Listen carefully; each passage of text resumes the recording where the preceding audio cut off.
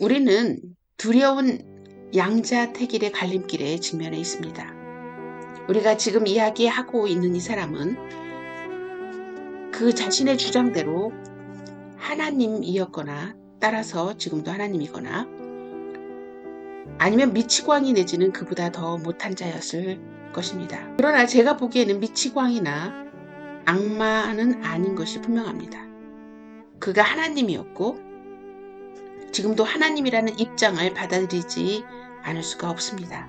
저는 하나님 인간의 모습으로 적에게 점령당한 이 세상에 오셨다는 사실을 받아들입니다. 그렇다면 이 모든 일의 목적은 무엇일까요?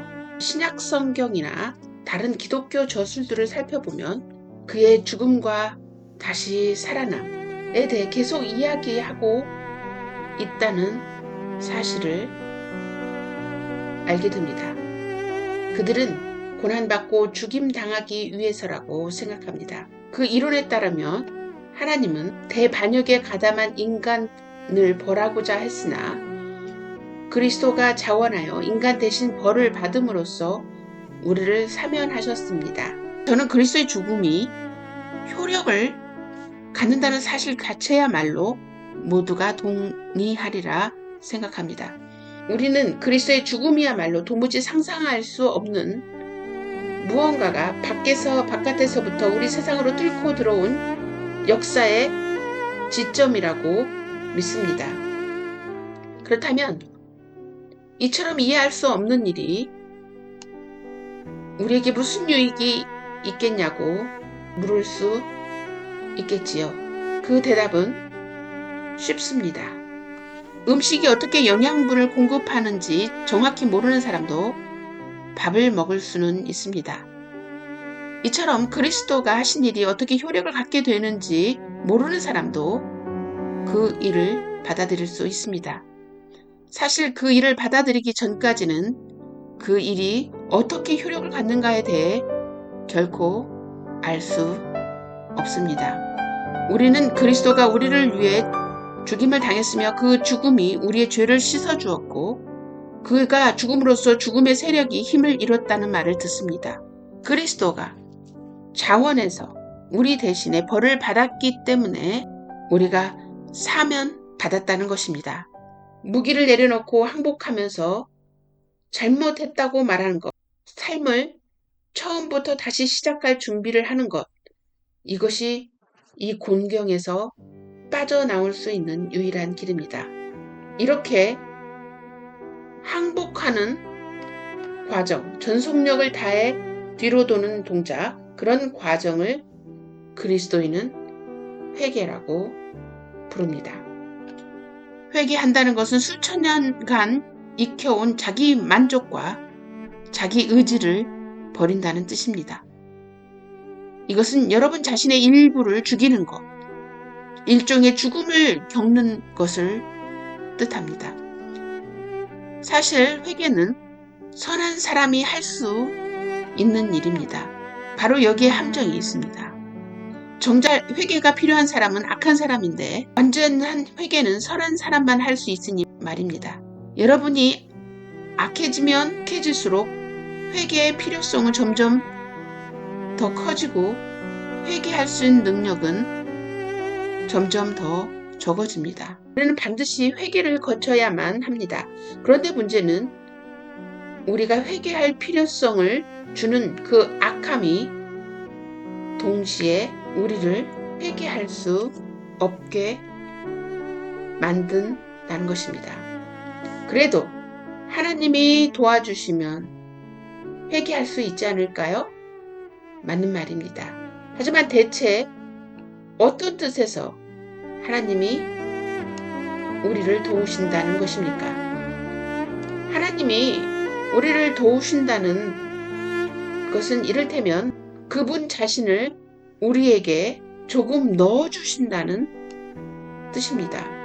하나님이 사람이 되었다고 가정한다면 고통을 겪을 수도 있고 죽을 수도 있는 우리의 인간의 본성이 한 사람 안에서 하나님의 본성과 융합되었다고 가정한다면 그 사람만큼은 우리를 도울 수 있을 것입니다.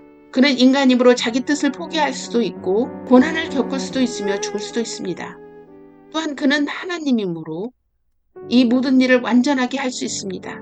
여러분과 제가 이 과정을 거칠 수 있으려면 하나님이 우리 안에서 이 과정을 거치셔야만 합니다. 그리고 그가 이렇게 하실 수 있으려면 인간이 되어야 합니다. 하나님이 가지고 있는 지성의 바다에서 물방울이 떨어져서 비로소 우리가 생각할 수 있는 것처럼 하나님의 죽음을 나누어 가질 때에만 우리는 회개라는 죽음을 시도할 수 있습니다. 그러나 하나님이 죽지 않는 한 우리는 그의 죽음을 나누어 가질 수 없습니다. 그리고 하나님은 인간이 되지 않는 한 죽으실 수 없습니다.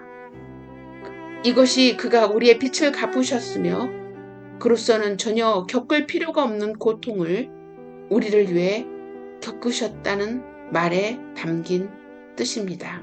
만약 예수가 인간일 뿐 아니라 하나님이라면 그의 고통과 죽음은 그에게 지극히 쉬운 일이었을 것이므로 아무 가치가 없지 않느냐고 불평하는 이들의 말을 들은 적이 있습니다.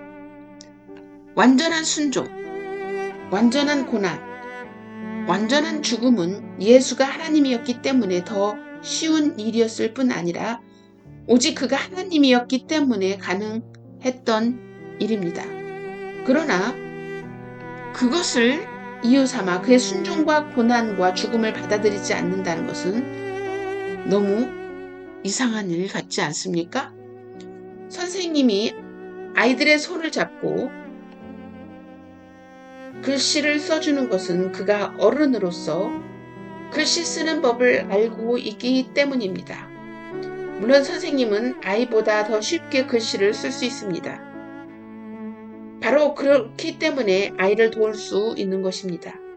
그런데 글씨 쓰는 것은 어른에게 쉬운 일이라며 쉬운 일이라는 이유로 선생님의 도움을 거절하고 글씨 쓸 줄 모르는 다른 이에게 배우겠다고 우긴다면 글씨 배우는 일은 아주 지지부진해지고 말 것입니다. 제가 급류에 빠졌는데 강둑에 한 발을 딛고 있는 어떤 사람이 저의 목숨을 구해주기 위해 팔을 뻗었다고 합시다.